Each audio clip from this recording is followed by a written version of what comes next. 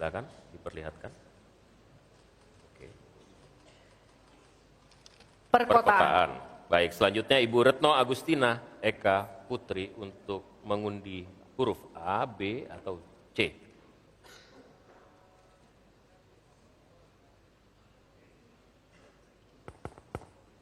Silakan diperlihatkan huruf B. Perkotaan huruf B. Perkotaan huruf B.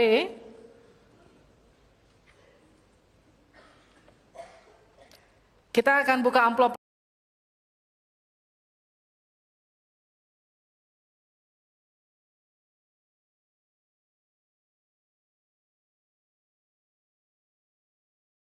Pertanyaan yang masih disegel.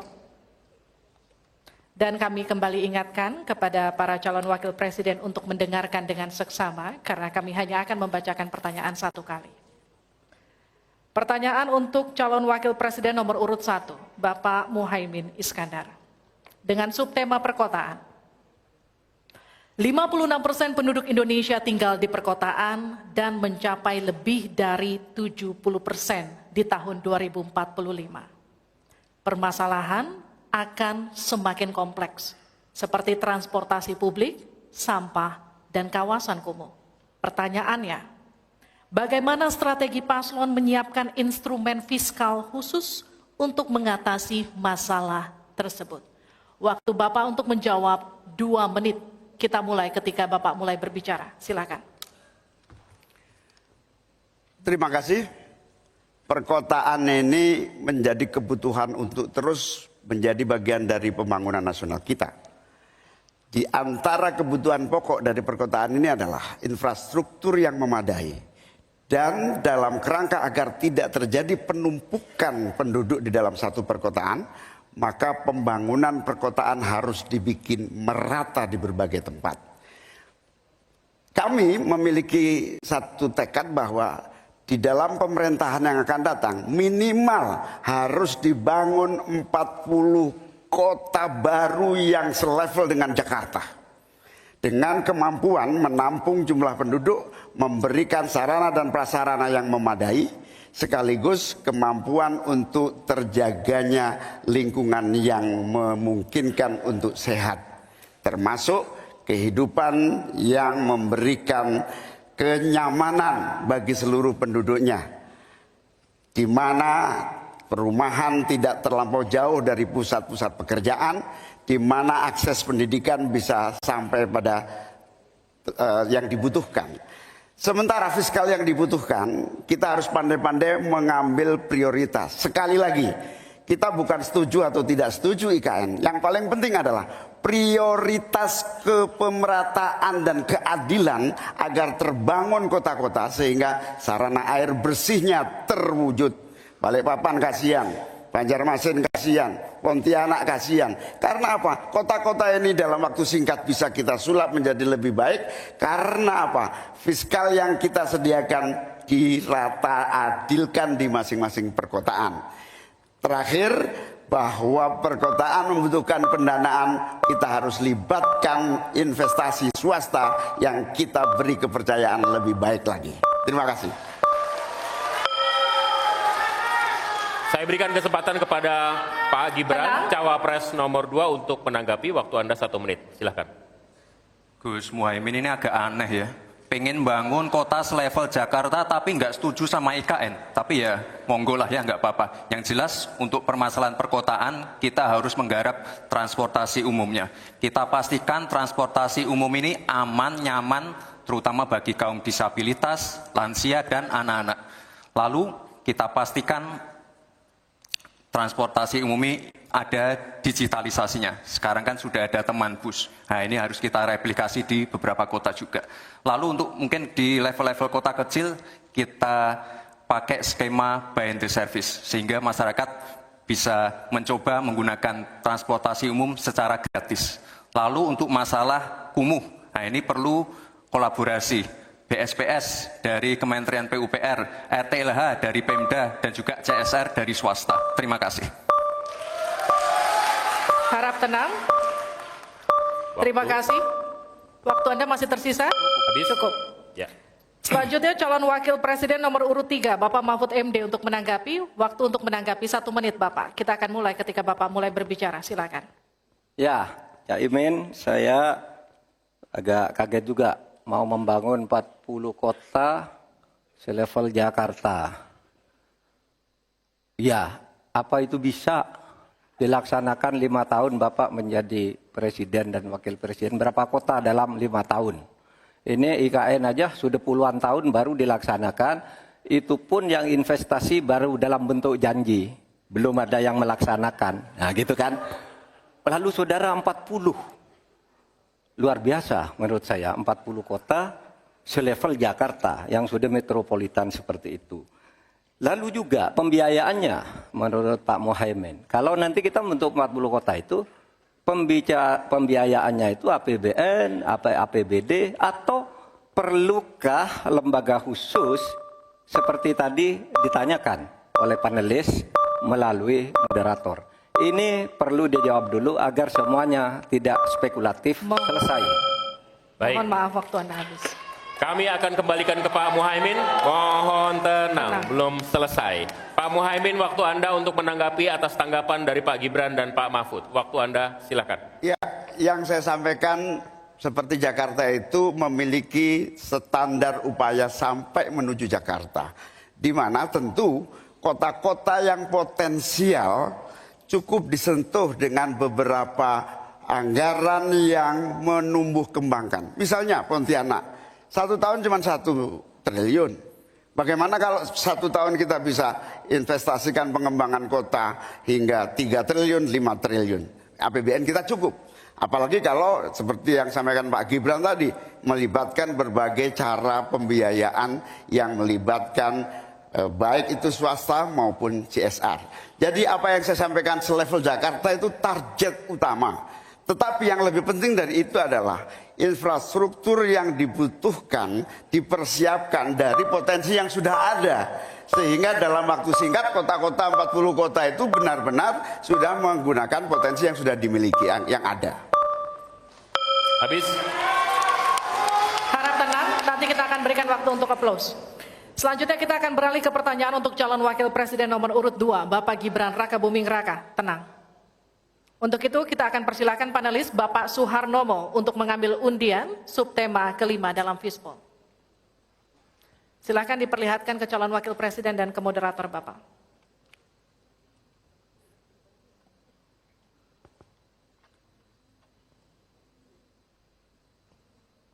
Infrastruktur. Pak Tauhid Ahmad, kami undang untuk mengundi huruf A, B, atau C. C.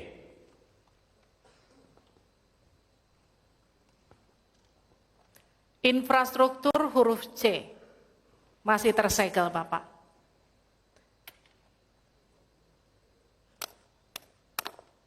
Mohon didengarkan dengan seksama karena kami hanya akan membacakan 1 kali.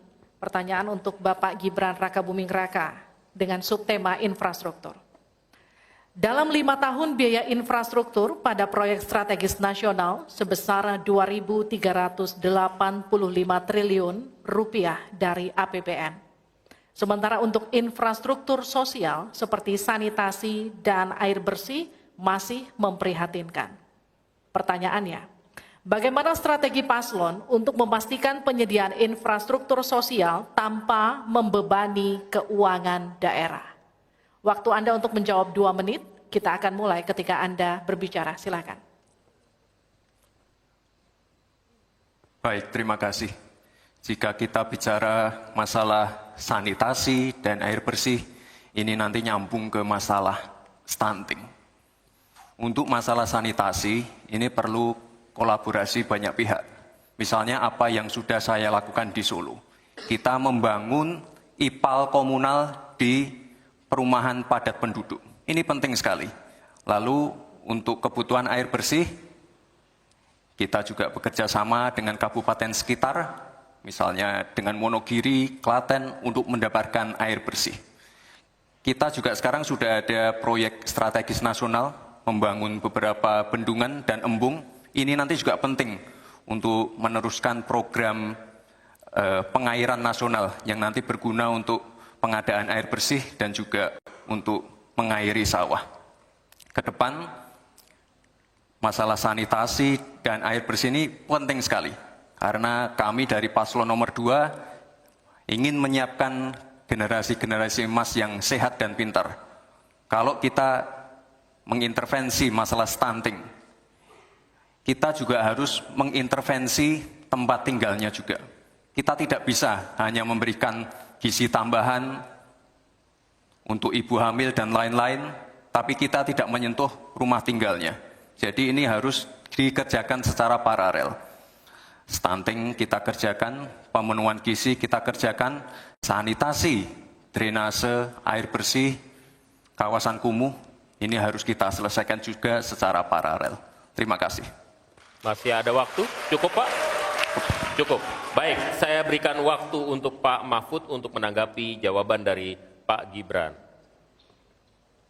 Mas Gibran yang terhormat, tadi itu pertanyaan yang dibaca oleh moderator, bagaimana strategi paslon untuk memastikan penyediaan infrastruktur sosial tanpa membebani keuangan daerah. Kayaknya belum terjawab. Tadi yang dijawab tuh infrastruktur fisik semua tuh. Infrastruktur itu kan ya ada infrastruktur sosial, ya itu yang penting. Kemudian regulasi. Bagaimana Anda menyiapkan regulasi sekarang ini agar semua itu bisa berjalan dengan baik. Nah kalau infrastruktur fisik mungkin sih bisa saja diutak-atik dari APBN, APBD gitu. Ini untuk ini. Tapi masalahnya kita punya problem dengan infrastruktur sosial seperti yang ditanyakan tadi. Nah itu saya kira yang perlu dijelaskan lebih jauh. Selesai. Waktu Anda habis, baik. Kita akan ke calon wakil presiden nomor urut 1, Bapak Muhaimin Iskandar untuk menanggapi. Waktunya 1 menit. Infrastruktur yang disampaikan Pak Gibran menjadi bagian dari yang perlu disediakan. Tapi infrastruktur sosial atau infrastruktur kerakyatan, pada dasarnya kita bisa melibatkan semua pihak untuk hadir dan memberikan solusi. Contohnya infrastruktur gedung-gedung sekolah yang memberikan kesehatan, kecerdasan bagi masa depan anak didik kita.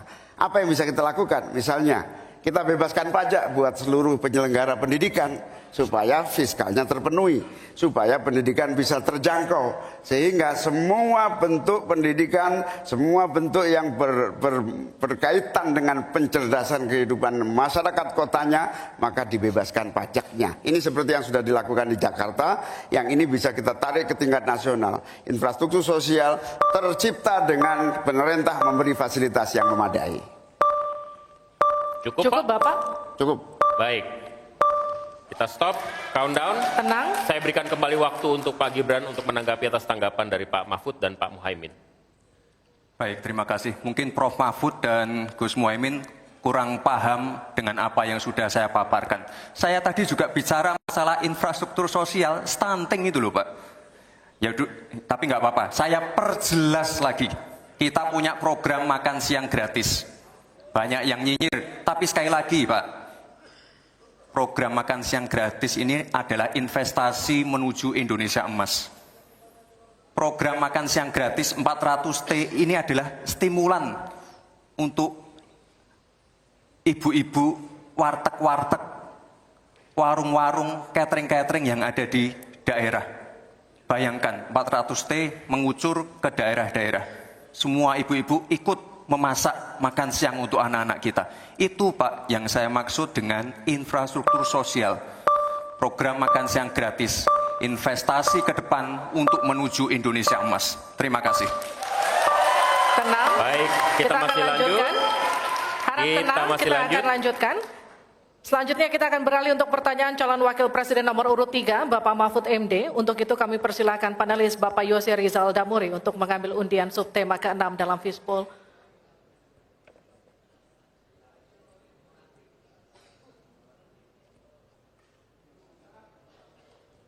Silakan diperlihatkan ke calon wakil presiden dan ke moderator. Perdagangan. Perdagangan. Ya. Dan Bapak Aditya Wardono untuk membantu kita mengundi huruf A, B, atau C.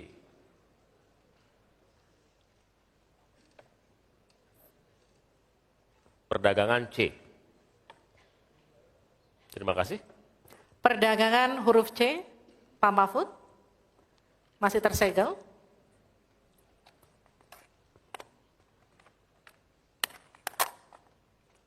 Mohon didengarkan dengan seksama karena kami hanya akan membacakan satu kali. Pertanyaan untuk Bapak Mahfud MD dengan subtema perdagangan. Untuk meliberalisasi perekonomian, Indonesia telah meratifikasi lebih dari 25 perjanjian perdagangan bebas. Tetapi pemanfaatannya belum optimal untuk mendorong ekspor dan investasi. Pertanyaannya, bagaimana strategi paslon untuk mengoptimalkan pemanfaatan perjanjian-perjanjian tersebut guna meningkatkan ekspor dan memperkecil defisit neraca perdagangan? Waktu Bapak untuk menjawab 2 menit, kami persilakan ketika Bapak mulai berbicara. Baik, menurut saya untuk mengoptimalkan pemanfaatan perjanjian-perjanjian, saudara sekalian, saya dan Mas Ganjar kebetulan, Ganjar Mahfud ini sudah berdiskusi lama tentang ini.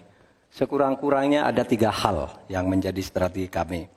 Pertama, mengutamakan diplomasi ekonomi. Sehingga para duta besar yang ada di luar negeri itu, menurut Pak Jokowi pada saat awal-awal kami dilantik, duta besar itu adalah duta ekonomi. Optimalkan diplomasi ekonomi dengan negara-negara lain. Yaitu. Kemudian yang kedua, juga kami akan melakukan perdagangan untuk mengintegrasikan perdagangan nasional kita ini ke perdagangan global.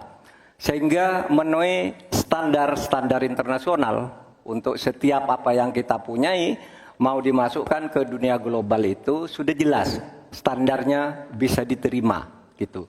Dan kita juga membuat regulasi di sini agar tidak misalnya upaya perdagangan kita lalu diblokir atau dicurangi oleh teman-teman kita sendiri, pelaku-pelaku ekonomi di dalam yang berintegrasi atau berkoalisi dengan pejabat-pejabat publik.